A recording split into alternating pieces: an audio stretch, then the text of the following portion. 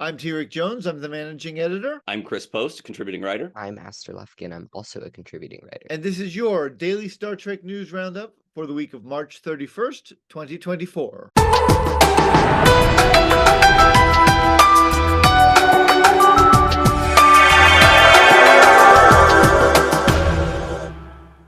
So the first thing I want to talk about is an article that Variety put out about Star Trek.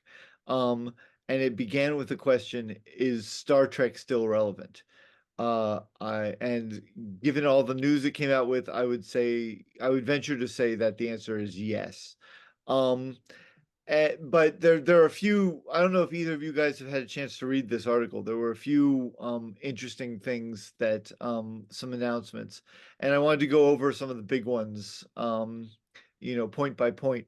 The first one I want to talk about is Strange New Worlds. Likely is not coming out till 2025, which is not a big surprise. But Jonathan Frakes said that his episode that he directed for season 3 of Strange New Worlds is the best hour of television he's ever directed.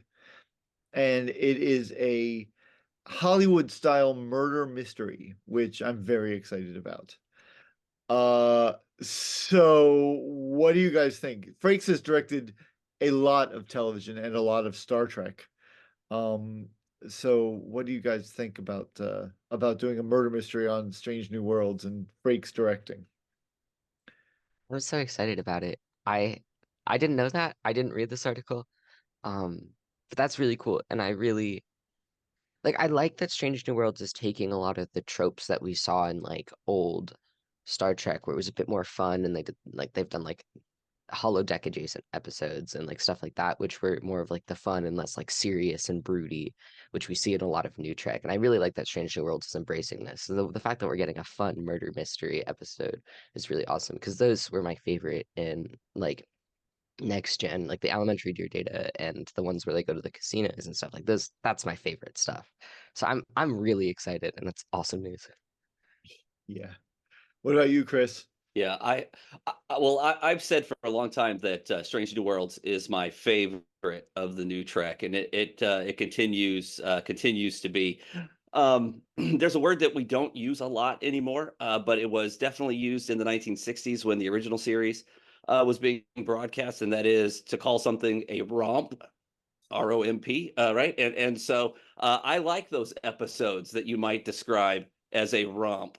And so I know in the fandom, uh, the episode, and I don't remember the episode title, but it was the one where the doctor's daughter was in the transporter beam, and then the children's book that he read to her became reality, and everybody was caught up in it. I really enjoyed that episode. I thought it was fantastically done. It gave the cast some room to flex and do some things that they hadn't done.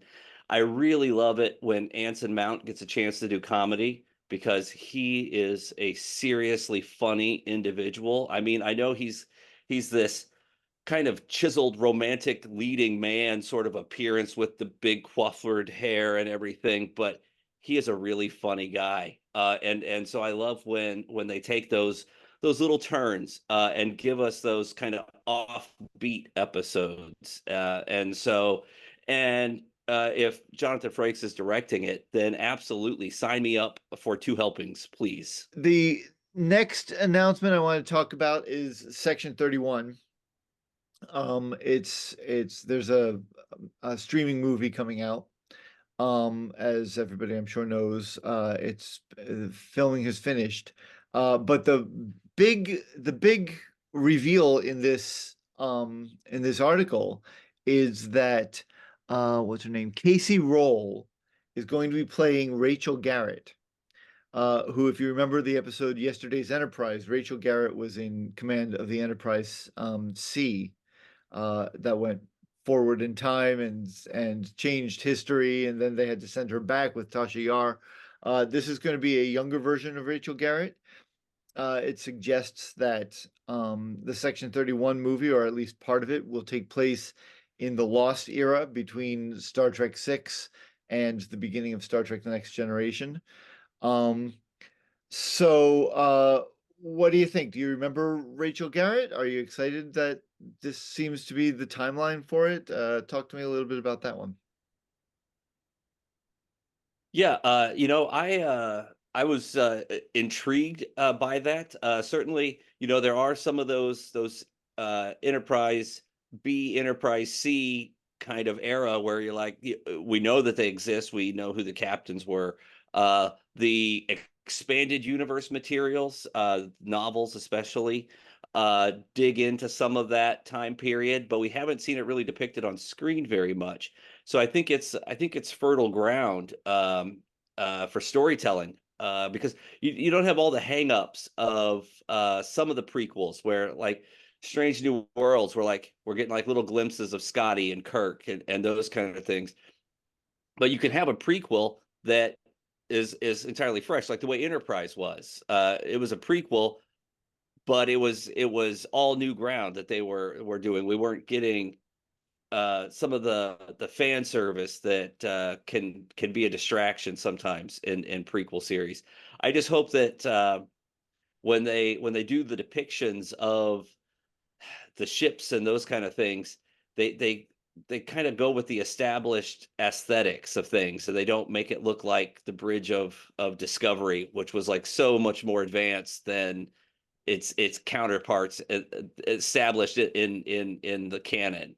That's always a problem for me with prequels is when the technology for special effects has increased, so the technology for the characters has increased illogically and without much explanation.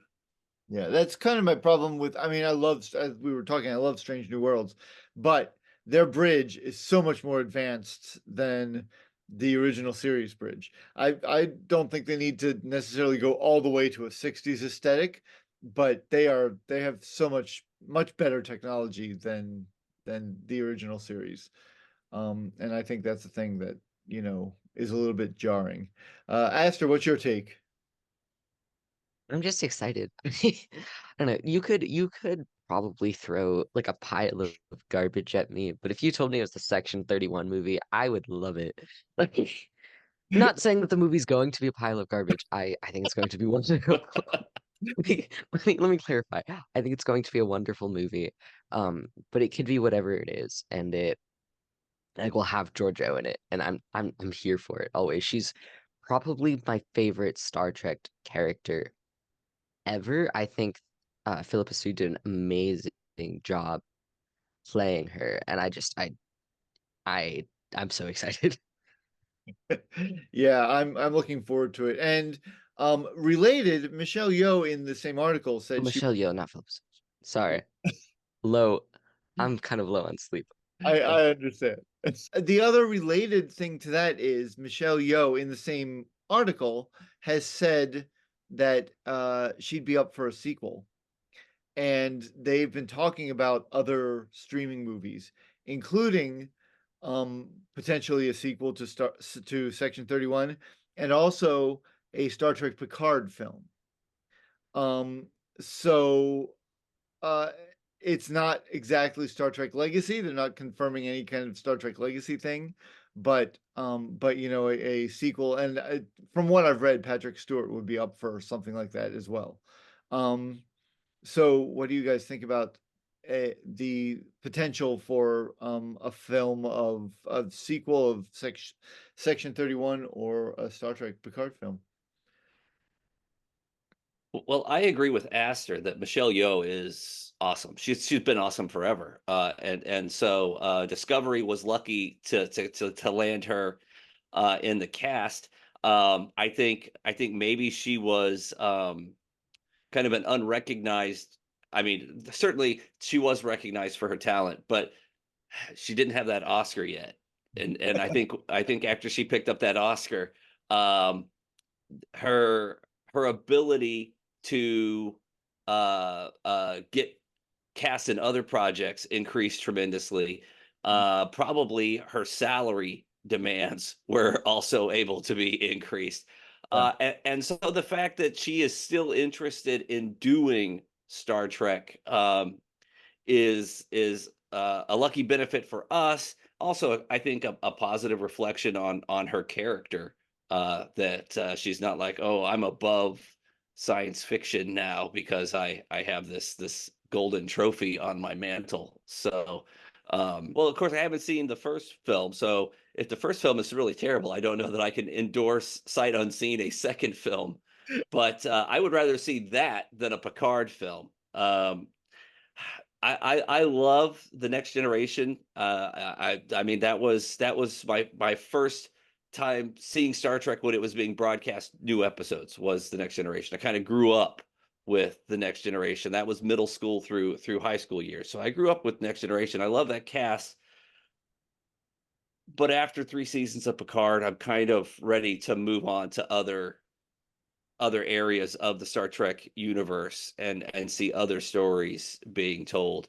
Um, and I love Patrick Stewart too. Sir Patrick is a fantastic actor, and I love his portrayal of Picard. But I think that his time is the lead is kind of over. There's other stories to tell, and 90-year-old Captain Picard robot trotting around the universe is not the story that I'm most interested in right now. I agree. If they did like a Star Trek Legacy film where that involved Seven of Nine and Raffi and some of the kids, and maybe had Patrick Stewart make an appearance or whoever, I think I'd be more interested in that than a straight Star Trek Picard sequel. I think his story's been told. The last bit I want to talk about in Variety is Starfleet Academy. Now there weren't a lot of revelations here because we know it's in pre-production planning stages, but it was confirmed that Starfleet Academy is going to be taking place in the 32nd century. Um, and it was hinted, I think in the article, it was hinted at that it's going to take place on Earth. Um, so they were at the time they were writing the article, they were viewing designs, and Alex Kurtzman said, this design looks too Klingon. We needed to go a little bit back toward looking like Federation and that kind of thing. It was really an interesting thing. Um, so what are your takes on Starfleet Academy? We've talked about this a little bit before, but are you happy that it's going to be in the 32nd century? Are you bummed? Aster, why don't you start? You're a Starfleet Academy person. Oh, well, I'm excited it's going to be in the 32nd century because I like my Tilly content. Hey, I'm a big For the and record, that has not been confirmed. It's likely, but it hasn't been confirmed yet. it's confirmed in my heart. If it's not, I'm gonna have to phone up Alex Kurtzman. I don't know if he's working on this one. I don't have his number, but I'll find it. Yeah, so I think that's really exciting. I like that. So I've only seen the first new episode of Discovery, and I know we said we wouldn't talk about it, but I really liked seeing like Tilly being a teacher and going through the teacher woes. We saw that briefly, and I mean, I'm sure Chris also would probably appreciate this as a teacher. I'm not a teacher, and I could never be a teacher. Like, props to anyone who could do it. I'm not patient enough. So, I thought that was really fun, and it was something like as a student, I was like, I felt like oddly like a kinship. I was like, this is something I intrinsically understand because I've been in school my whole life, and like everyone has, and it felt a lot more relatable than a lot of like Star Trek content often does because it can feel so far away. Like, so I think Tilly's actress, who I think it's Mary Wiseman, it is does a great job. So I really want it to be in the 32nd century for the Tilly content. Yeah. Chris? Yeah, like Aster was saying, I did kind of identify some with the Tilly stuff, where she's like, because she's talking about her own experience of being like stranded on an ice planet. And she's like, we can't strand the students on an ice planet, can we? And sometimes I feel like, yeah, that's hands-on experience is the best kind of experience. I teach journalism, and so I try to get my students, we have a student newspaper. I try to get them to go out and do good stories, and they want to do little like fluff pieces and stuff. And I'm like, no, go cover this hard thing that will crush your soul because that's how you'll learn what journalism is really like. And so So yeah, so I can definitely identify with that. Then from the Star Trek perspective, I'm glad that we're staying in the 32nd century. We have such good special effects now that setting it in any other era, it's going to fall into that prequel trap of why is the technology so much better in the 2100s than it was in the 2200s and all that. So yeah, keep it in the future. That's great. And I'm glad that we're finally getting to see some attention put on the Academy. It has been like bits and pieces. In the original series, they talk about the Academy. In Next Generation, there's some flashbacks, and we see like Picard in his Academy days.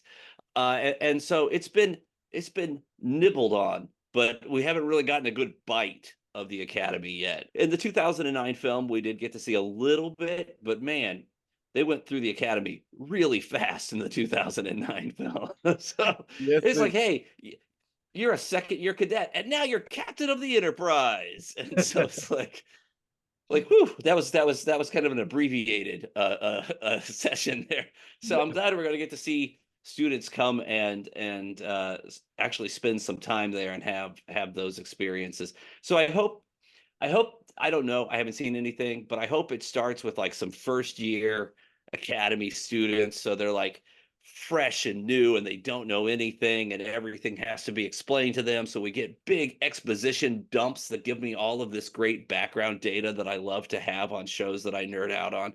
And then we see them move through, and maybe season 4, season 5, they're getting their first commissions to go be lower deckers someplace. And I think that'd be great. Sunday, April 7th, another YouTube show is returning, Bio Trekkie with the Admiral. It's a series that began with season 3, I believe, of Discovery, and then went on to season 4 and then 5. What it is Dr. Muhammad Noor, who is a science consultant on Star Trek Discovery. And parenthetically, he's also a Patreon supporter of Daily Star Trek News. Thank you, Dr. Noor. Um, he and Jane Brooke, who played the Admiral in the first 2 seasons of Discovery, they get together and they discuss the science behind, specifically the biology behind each episode of Star Trek Discovery. And they take turns. Um, Dr. Noor is a teacher, and Jane Brooke is the student, and then they reverse it. And Dr. Noor talks about the science, the hard science behind the episodes, and Jane Brooke talks about the production and the acting and that kind of thing. Um, so I actually have not had a chance to watch any of the previous episodes, but it sounds really interesting. I want to go back and find them and watch them and watch the new ones as well. They're going to do one every other week that will cover 2 episodes of Discovery. So they'll do one this week, and then 2 weeks later they'll do episodes 3 and 4. So have you guys had a chance to watch these at all? Do you know anything about them? I hadn't heard about it until the article came out, but I am actually a huge biology fan. Like if I wasn't doing theater, I'd do biology. And it so I'm actually so excited because that's all I listen to. I listen to biology podcasts, and I've been needing a podcast. So the fact that I'm gonna get a Star Trek biology show is like it was made for me. Like I don't so I'm actually ecstatic about that, and I like have the time it gets released in my phone, and I will be watching it. Yeah, I'm looking Yeah, forward. I hadn't heard about this series, but I do think that it's interesting. It plays into that, minutia and kind of behind the scenes sort of thing that I go for on series. When I was a kid, I had all the aliens and the various different creatures that you see in the Star Wars universe. Like how they like size comparisons, how tall this one is to that one, and those kind of things. and I think it's all very fascinating. And so to see somebody doing it for Star Trek is even better, because I like Star Trek better than Star Wars. So yeah, so I'm definitely going to go and check it out probably this summer when I have a little bit more free time and can really dive into it pretty deeply. Next up, we had a death this week, Barbara Baldavin. She was in the original series. We're starting to lose, not starting, we're losing a lot of original series people.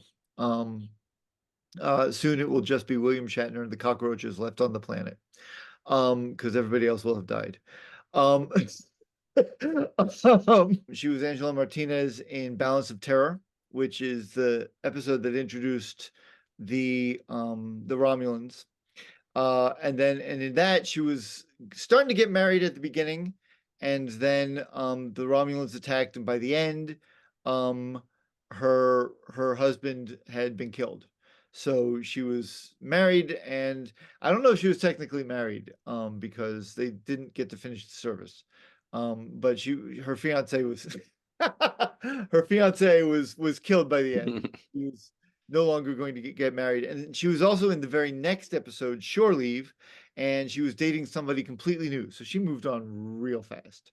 Um, and it was the same character, same actress. But that always struck me as odd that they had her back to back episodes, and she was getting married in the first one and mourning her future husband, and then dating in the next one. But then she was also in the final episode of the series as a stenographer or somebody. I think she was the court stenographer, and she's in a deleted scene from Space Seed as a yeoman. So her DNA is kind of all over the original series. So, do you guys remember her? Do you remember these episodes? What are your thoughts?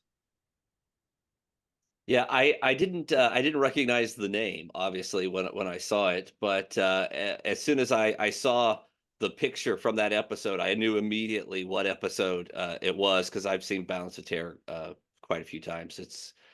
It's definitely in my top five TOS episodes, and so I've seen it quite a few times, and so I did not realize that she was in the very next episode dating somebody else. That's a new piece of trivia for me to file away there. But yeah, it's classic character. I mean, and we see that character was reprised in Strange New Worlds, and so obviously different actress, but yeah, so that character has her importance in the Star Trek universe. I think is notable for a number of reasons. But like you said, it's sadly we're getting to that time. Those episodes are creeping up on 60 years ago. So anybody involved in their production is definitely closer to the end than the beginning. So I think we'll sadly see more and more of those. Yeah. Aster, do you remember those episodes? I remember Balance of Terror, and I know Shore Leave exists, and I like remember watching it. Like, well, I know all of them exist because I've seen all the TLS episodes, but like I don't specifically remember her. Prodigy came out in France early, and they claimed it was a mistake, but then they immediately backpedaled on that. Chris, do you want to tell us what actually happened with this release? So I don't know that anybody actually has a really good answer. The two brothers who are kind of the driving forces behind Prodigy say it was a miscommunication, and so that's but yeah, it was it dropped on France TV, and so um I logged into France TV and can confirm that the episodes are there, or that at least they were there last week when I looked. When I tried to watch the episodes, it said, "Hey, you're not from France. Get out of here." And so since I don't have a VPN to disguise my location, I was not able to actually watch the episodes. Apparently, you have to be in France to watch French TV. Oh, Um, I know they're just all these rules. they're French. They're so standoffish. It's just like share France. But no, they're guarding it closely for themselves. But it was there. And so at the time, the brothers took to their social media.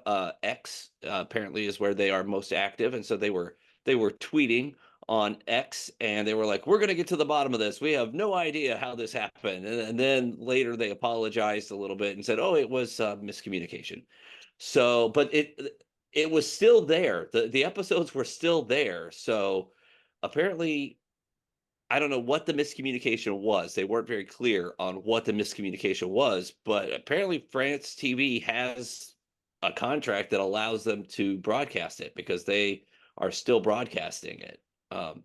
And so I know in some of the fan communities online, they are like, "Don't you even dare post spoilers about Prodigy season two." But I don't know that there's a lot of people burning down the door to see Prodigy season two. Like I enjoyed the first season. I'm looking forward to the second season, but I'm not going to go out and get a VPN to watch it. Yeah, I'll wait. I have a Netflix subscription. I'll wait. It'll be there eventually. exactly. That's But how I feel too. apparently, these streaming contracts are incredibly complex. As anybody who has tried to stream Star Trek content can tell you, it's here, then it's not, then it's over there, then it's back. And so the uh, nobody really has a good handle on how to make money streaming yet. And so the companies know that there's value in content, and so they try. There's the make it available forever so that people can come and find it whenever they want, or there's the make it available for a limited time, so they better get it now before it's gone. And there's all these different models that people are trying, and so when Prodigy left Paramount, it found a home on Netflix. It's because for those of you who don't remember, Prodigy was almost done. Season two was in post production, like they were finishing the last episodes when it got canceled. That is a weird time to cancel a show. So you might be thinking, like, why would Paramount do that? It's if they cancel it before it's broadcast, they can write off all that expense of production as a loss. Mhm. If they broadcast it, they can't claim it as a loss. So they cancel it once it's already made. It's already there. All the voice acting was done. The animation was being finalized. It was in the last stages of post production when they pulled the plug. Basically, the last minute that they could do it and take that loss on their books. And so the people behind the production were like, "Oh, it will find a home. We will figure this out because it's there. The content is there." And so it found a home on Netflix, but Netflix isn't everywhere. And what streams in one place on Netflix may not stream in another place on Netflix. So apparently in France, they were ironing out a separate distribution deal. And somebody didn't check the dates before they signed it. And Yeah, so the people in France were like, "Ooh la la, we get it, 5 months before everybody else." Yeah, that's my French accent. So but yeah, um so apparently the contract in France started earlier than the production people intended for it to, but the contract is there nonetheless. And so people in France or people with VPNs that pretend they're in France all get Prodigy season two a little bit earlier than the rest of us. Like I said, I I don't know. They don't release the streaming statistics, but my guess is that Prodigy probably had the lowest viewership of any of the modern Treks. It's a Nickelodeon production, co-production. It's aimed at a really young audience. Certainly not as dark and edgy as a lot of new Trek. There's no swearing in Prodigy, and so, um, Be funny if there was, but there's not. So, it's a cartoon, but it's not Lower Decks, and so it's kind of this weird stepchild of New Trek, but it's out in France, and the people behind it were not expecting it to be out in France yet, but it is. So, So so what are you that's gonna kind of the do? situation. The Yeah. cat is out of the bag. The next story this week, Star Trek Infinite, which is a video game that came out in October, has ceased development. Now that doesn't mean that you can't play it, but there's nothing new is going to come out for it. Aster, you wrote this one up. Do you want to talk about it a little bit? Yeah, so basically what ceasing development means is that the game is there, they're just not updating it. Which really sucks because I haven't played Infinite. I was thinking about it, but I'm in school, so I was gonna wait until the summer. But apparently, from what I've read in the reviews, they released sort of an unfinished game. It's a massive open world game, so it's really hard. Video game development's incredibly hard, and it's really hard to bug test everything. So from what I understand, the game was quite buggy.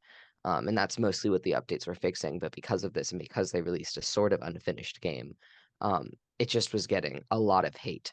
And people were really like it really flopped, and the reviews are really bad. So I think just because of that, they were like, people hate this game. We're not going to continue to work on it. Um, which is really sad, honestly. I used to say I don't like open world games, but I recently played Baldur's Gate 3 and suddenly I like open world games. So and I think I would have loved to test it out. I don't think I will anymore because it's a bit expensive and they're not updating it, so they're not going to add new stories and it's still going to be a bit rough around the edges. Yeah. But it's really sad to see that it's halted. I know it is like the ideal Star Trek game for a lot of people because you can be whoever you want. You pick a faction, you can be Klingons, you can be Vulcan, you can be part of Starfleet, and you can do essentially whatever you want. And your decisions impact the rest of the world, and you become your own main character of a Star Trek TV show. So it was a really ambitious game, and I really admire what they were trying to do. And it's really sad that just because of money and time, they were not able to complete that to the fullest extent. Yeah, I played a review copy of the game before it came out, and it was buggy, but I assumed it was because it was not really out yet. Um, but I will tell you, it was very complicated. It was, there was a very complicated system of, getting resources and things like that. It was a little bit like playing Risk in the Star Trek universe, if you're familiar with that game, which is a board game. Um, but you acquired space for whatever faction you chose to be. And the interesting thing about it was different factions had different abilities and different things you could do. So if you decided to be a Federation world, then you had certain things you could do. If you decided to be a Klingon, you're you were more focused on battle than anything. There were, I think, four factions at launch you could decide to be. Um, and so that was really interesting, but it never really got fully fleshed out. The first two episodes of Star Trek Discovery season 5 have been released. If you don't want any spoilers, turn this off now, go watch the episodes, and then come back. If you don't care about spoilers or have seen the episodes, keep watching. I got home from work yesterday, and that was the first thing I did was watch both episodes back to back. And what'd you think? Best opening episodes of a Discovery season so far. Very ambitious. It's serialized, like Discovery always is. But other than that, I think it's going to be a hell of a ride for this last season. We're going to see a lot of locations. They're going to make a lot of stops, and it's going to be a lot of planet hopping. But I think it'll be exciting. I think it'll be good. They're calling in all the cast members. So we're getting Tilly and Saru, who are kind of transitioning away from being part of the Discovery cast, but they're like, "Hey, we need you. We're getting the band together for one last gig," you know. So it's I thoroughly enjoyed both episodes. Yeah. It's interesting you put it that way, and I'll talk about that in a second. Aster, what did you think of the first episode? I really like it. They like miraculously they put a lot in that episode, and yet it didn't feel rushed. Like I did watch this quite late last night. It was like 1 a.m. and I had thought I had watched the first two episodes by the time I finished the first episode. It's, so much happened. And I think it's props to the writers and the creators that they are able to have so much in this episode and not make it feel rushed or crammed or anything. And I'm really excited for the whole season. It was really interesting to hear, like, I love having seen Stamets's character like progress throughout the show, and he has like sort of this new emotional dilemma of like his life's work has been scrapped. And it's effectively Book's fault. So I'm interested to see that dynamic play out. Um, and also the like Michael and Book dynamic, which was I think has amazing writing and is one of my favorite dynamics in the show. And I'm really excited to see how they reconcile their relationship. Um, yeah, so I don't know, it was really nice to see like all my little gang get back together. Discovery is my favorite Star Trek show, and I love all the characters. I think they're so well written, and it was so nice. I was like, oh, my little guys, they're back on the screen. I'm so happy. Like, so it was really nice. Yeah. Yeah, it was interesting, Chris, when you said getting the band back together for one final mission, because, and I said this, think I said this a couple of weeks ago here, and also in my review of the season, it feels like the beginning of a final season. They claim they did not plan for it to be the final season, but it sure feels like they're getting ready to wrap it up. Um, from the get-go on this season. So I thought that was interesting and wonder if maybe they sort of had a hint that that maybe this was going to be the final one. They just were waiting to announce it till they had confirmation. Um, I really liked it. I agree that they're the two strongest opening episodes of a season of Discovery. I love it felt a little Star Warsy at some points. And as you go through the season, it's going to feel a little Indiana Jonesy, which is what they've been saying. Um, I enjoyed that character, Fred, the synth. I really enjoyed him. He was written, I think he was written a little on the autistic side, which I thought was interesting because Data has always been sort of a hero to autistic people. And Brent Spiner didn't find this out so much later in life.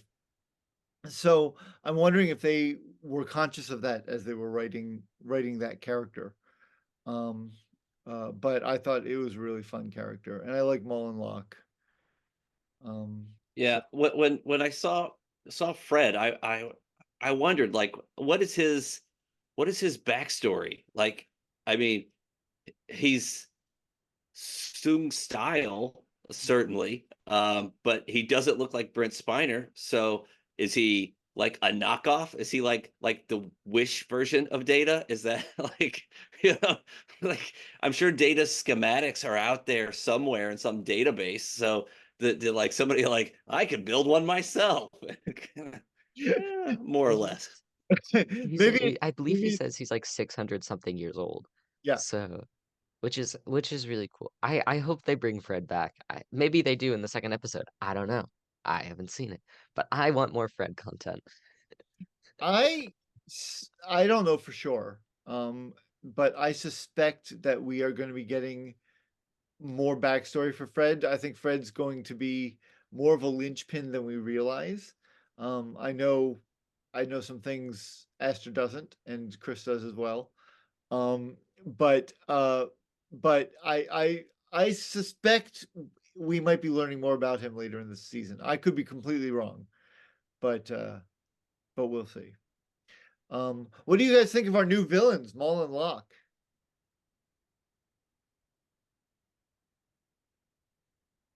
Nothing? Um, yeah, they're interesting villains because they are not particularly villainous. Mhm. Um, you know, they they kind of remind me in a little bit the way that they were described by some of the other characters and stuff. They remind me of Bodhi and his gang from Point Break. They Oh, are yeah. thrill seekers. They're thrill seekers, treasure hunters, basically trying to get money, get that latinum so they can get to the next exciting thing. And so their motivations are certainly selfish, but not particularly nefarious. Yeah. Yeah, that's true. I didn't think of Point Break. That's a great point. Um, Because Aster, because you what know, like oh, go ahead, Chris. I was just saying, the season certainly does have that Indiana Jones feel to it. But in Indiana Jones, the bad guys were the Nazis. Like we don't Right. need any backstory. We know they're evil because they're Nazis. But these two, they're not Nazis. They're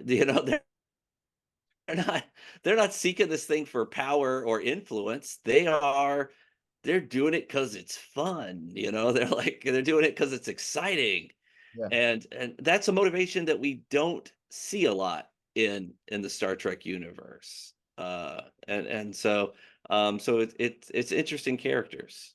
Yeah. Um, what are your feelings on the villains, Aster? I like them. They're cool. I'm interested to see their dynamic like sort of play out more. One thing I like that Discovery does, which Chris sort of touched on, is that their villains often are more nuanced and complex than like this is bad, this person's bad, and like here's why. Um, and so like you often get to see their motivations, and that's something I really like. So I'm excited. I haven't seen a lot of them, but I'm excited to see more. Yeah, I think I think they're fun villains. What about Captain Rayner? How do you guys feel about Captain Rayner? Part of And me Aster, you want to go thinks, first on this one? yeah, yeah, part of me just be thinks they careful saw the because six. Oh, we know some things that Aster doesn't yet about Captain Rayner. I don't know. Just that the part of me thinks that the Discovery writers saw the success of Captain Shaw and Picard, and they were like, "I know what we're gonna do." That's Like, exactly how I felt too when I saw it. Yeah. so I saw Raynor, and I was like, "Oh, it's Shaw part two," um, which was fine. I mean, obviously he's annoying. I say that the villains are nuanced. He's not nuanced. He's awful. I know he's not a villain, but no, no, he was really annoying, and I think I I'm excited to see like how his dynamic with Burnham plays out, and maybe he'll have a redemption arc. But part of me hopes he doesn't.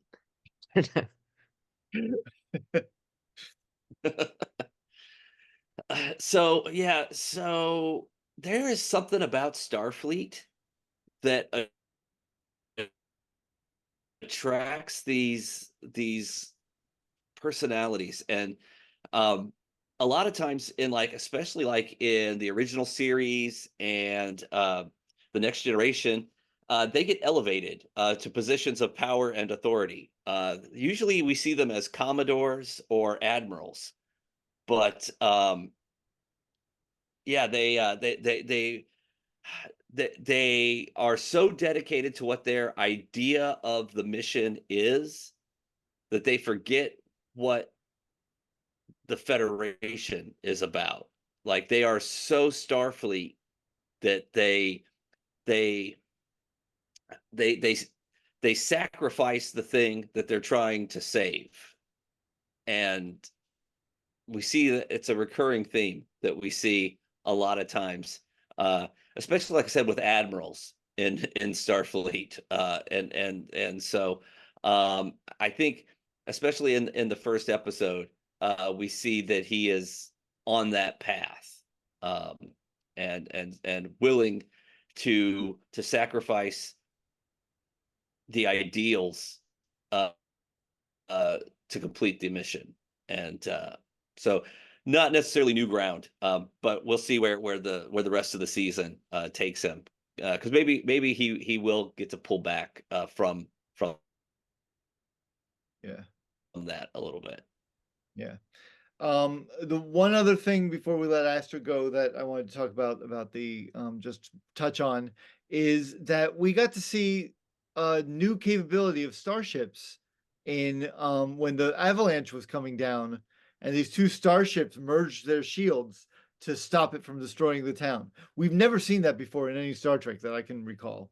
And I just always think it's cool when we learn these new abilities that these starships can do or use the technology in a unique way.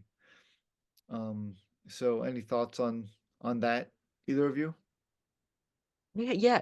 So last I understood, starships weren't built to enter atmospheres of planets. Like that was like a big plot point in some Star Trek, I feel like. Maybe I'm wrong. This is the 32nd century, I know. Hey, and I saw that. I was like, Voyager would land on planets. hey, that's true. That's true. And I thought I saw that and I was like, oh, big like flashy action moment. And I was like, okay. Well, I do think they're hitting the action a lot more this season than they have in any other season. I think it's much more an action story. Um, so do you have any thoughts or feelings, Chris?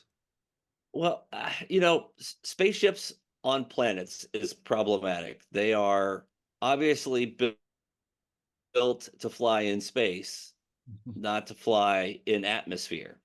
Especially like some of the old, like the old Enterprise design is not aerodynamic. Okay, I like when you see like Enterprise A in Earth's atmosphere. It's like I don't care what kind of propulsion system you have. That thing is not moving through atmosphere. It has all these flat surfaces. Uh-huh. It's got so much drag. Like no, it won't fly. I'm sorry. Like those pylons are not wings. They are not giving it any lift at all. So yeah. So some of the newer designs are a little bit more sleek, maybe a little bit more aerodynamic, but still, no, they're not designed for atmosphere. So, but it's fun, it's exciting, and so Yeah. yeah. Um, okay, I there are just a couple of points I want to talk about the second episode. So Aster, thank you very much. We'll see you next week. Thank you guys. See you next week. Bye. We'll Bye. see you, Aster. First of all, yeah, part of what made this feel like a final season is there was a lot of retrospectiveness going on. Now I know Saru's leaving Discovery, but there was a lot of looking back at this series, and that's going to continue. I will tell you in two more episodes. There's gonna be a lot of that. So what did you think of that? Did that feel like, oh yeah, this is definitely an ending? It felt like they were stitching things closed, for sure. When Saru is in his quarters and he's given instructions not to touch the moss when it's in bloom and these kind of things. It is definitely feeling like saying goodbye, which is what a final season is saying goodbye to those characters. So yeah, I absolutely am with you on that. At least in the first two episodes, it feels like closure. At least it feels like the end of a chapter. So Yeah, I don't know what they were planning, if there was going to be a season six. I don't know what they had in store, but they were definitely tying up loose ends on some storylines, yeah. and some character arcs.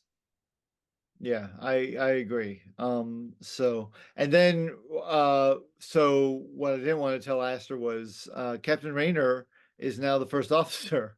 So I Yeah. kind of saw that coming when they were in the trial. I was like, well, Saru's leaving. They need a new first officer. Got to be this guy. They were doing too much setup. But what did you think? I was trying to think of how many times I had seen somebody with the rank of captain serve as a first officer. Yeah. And I can think of two, and they're both in Discovery. So I mean, it's kind of a who's the cap, who's the captain here? Because there's two captains. I mean, now obviously one has the duty assignment of captain, and the other has the duty assignment of first officer. So we know who supersedes who. Yeah. But in this particular case, the first officer captain is actually what we would call the ranking officer. He's been captain longer.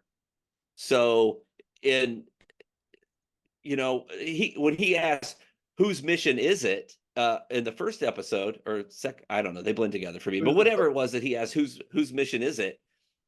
It makes sense that he would ask that question because he's the senior captain. Yes. And in a true like military scenario, he would most likely be the commanding officer because he's the ranking captain. He's Yeah. the senior officer. Even though they're the same grade, he has what rank. And so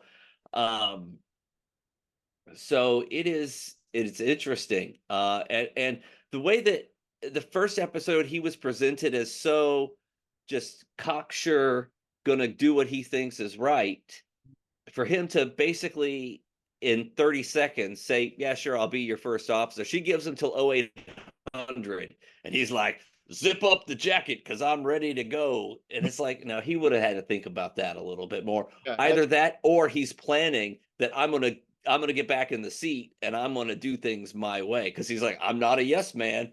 It's like, is that him like foreshadowing? As far as the first officer situation goes, I think I don't know. Maybe he'll be a good first officer. Maybe he's just plotting his way to get back onto a bridge, and he sees it's either be put out to pasture or take this, this opportunity.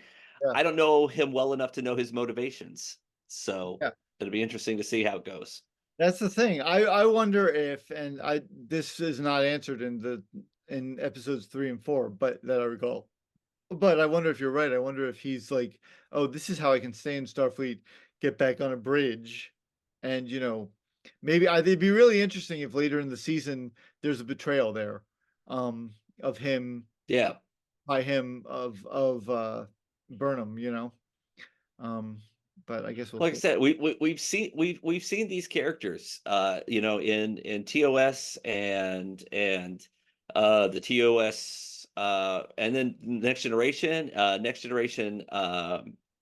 the some of the Next Generation films. Even we see these admirals who betray, their values because they're so mission focused, Yeah. and so.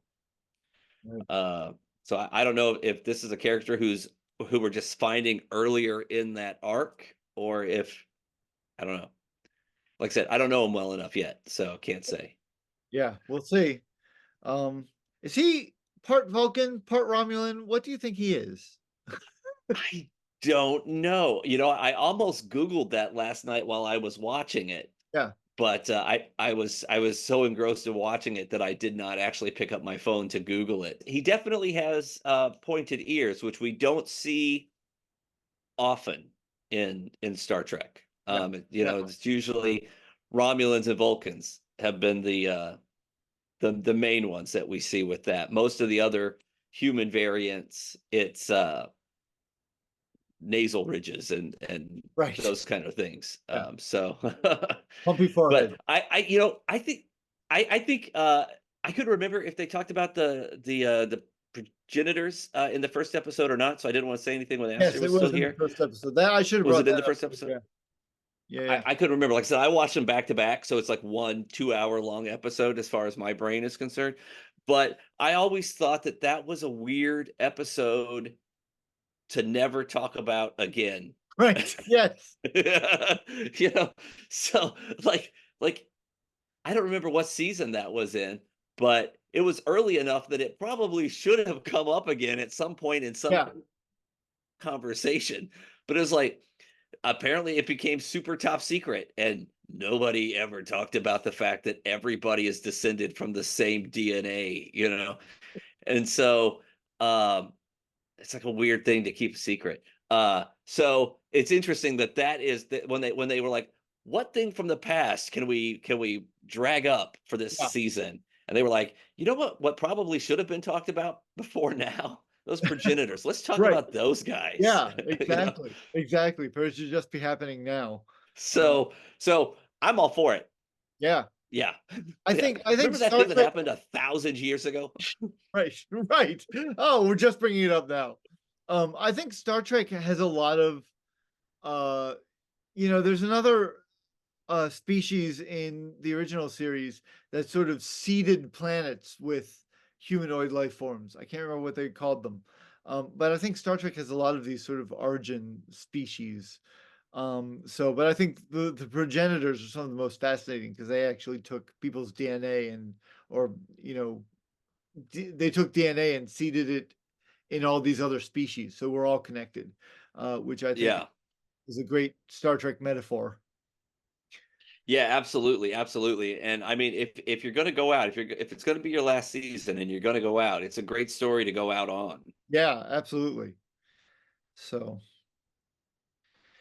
okay, But so I hope that they do it. I hope that they do it well. Looking forward, I've only seen the first two episodes, unlike some people, and so I hope that they do it well. You know, the clues sprinkled here and there and everywhere is a little bit of a contrivance. It worked well for the original Progenitors episode of the Next Generation, stretching it out over a whole season. I hope that it doesn't get monotonous. yeah, And so I hope they do it well. I'm looking forward to it though. It was definitely a fantastic start to the season because I just watched the first four seasons yeah. in like a 2 week time period. So Oh, like I crammed like the whole first four seasons because I hadn't watched them since they were originally broadcast. So I went back to season one and watched all the way through. Didn't skip any episodes. Watched it all in about a 2-3 week window so I could be ready for yeah, it. I watched in all four seasons. So it has exceeded my expectations and so I'm excited to see where it goes. yeah. Me too. I can't wait. So, and I've seen the first four, and so haven't seen the back half of the season yet. Um, but I'm excited to see where it goes. So, Yep. all right. I just want to wrap up by saying thank you. If you're watching this on Patreon, thank you to our Patreon supporters. With your support, we can continue to make this happen. We can afford our hosting fees. Um, we can afford our writers. We can afford to do some special things once in a while. We really appreciate it. If you are not a Patreon supporter, now's a great time to do it. You'll get videos like this 2 days in advance. You'll get deleted scenes um, from these videos. I have some really interesting interviews coming up. And so, if even $1 a month will help us out and help us to keep going. So you can go to www.patreon.com/daily Star Trek news and check us out and give us some support. That would be great. Well, Chris, thank you so much for joining me today. We'll do it Absolutely. next week.